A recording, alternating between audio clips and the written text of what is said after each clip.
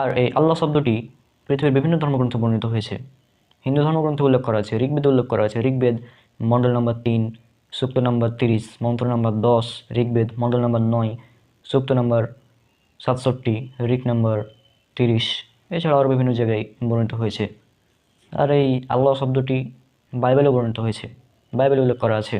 Gospel of mark অধ্যায় নম্বর 15, অনুচ্ছেদ নম্বর 34।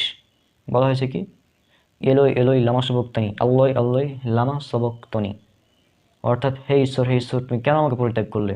এছাড়া উল্লেখ করা হয়েছে গসপেল অফ ম্যাথু অধ্যায় নম্বর 27, অনুচ্ছেদ নম্বর 46। একই কথা, এলোই এলোই লামা সবক্তনি, হে ঈশ্বর তুমি কেন আমাকে পরিত্যাগ করলে।